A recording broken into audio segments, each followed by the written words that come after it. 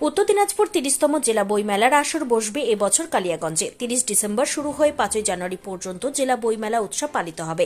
বইমেলাকে কেন্দ্র করে মেলার দিনগুলি থাকছে সাংস্কৃতিক অনুষ্ঠান।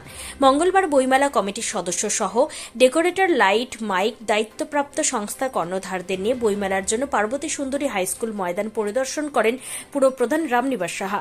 এদিন পরিদর্শন শেষে পুরপ্রধান রামনিবাস সাহা জানান, উত্তর দিনাজপুর জেলা বইমেলা প্রাঙ্গণের আকর্ষণ বাড়াতে পুষ্প প্রদর্শনী আয়োজনের উদ্যোগ নিয়েছে বইমেলা কমিটি।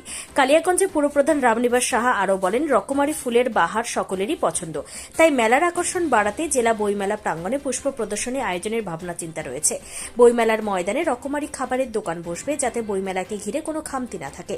30তম জেলা বইমেলা ঘিরে সপ্তাহব্যাপী স্থানীয় ও বহিরাগত শিল্পীদের নিয়ে সাংস্কৃতিক অনুষ্ঠানের আসর থাকছেই বইমেলা প্রাঙ্গণে বলে জানান পুরপ্রধান রামনিবাস সাহা।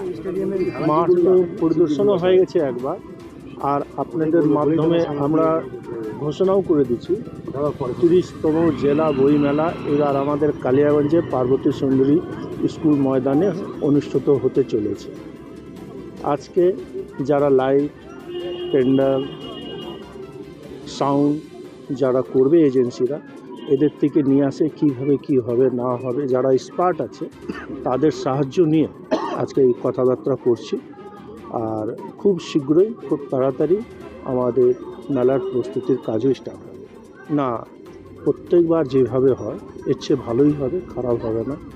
মেলা, বইমেলাকে কেন্দ্র করে আপনার সাংস্কৃতিক অনুষ্ঠান, কালচারাল প্রোগ্রামগুলা, এইবার একটা হয়তো আমাদের মধ্যে এখনই ওটা প্রোগ্রাম হলো যে একটা পুষ্প প্রদর্শনী, ফ্লাওয়ার শো আমাদের এবার একটা করার ইচ্ছা আছে। তার জন্য আমি কথাবার্তা করছি। এখন আমাদের কাছে টাইমও খুব শর্ট। এই শর্ট টাইমের মধ্যে আমরা কি করতে পারি কালিয়াগঞ্জবাসী না উত্তর দিনাজপুর জেলাবাসীর জন্য, সেটা আমরা চেষ্টা করছি।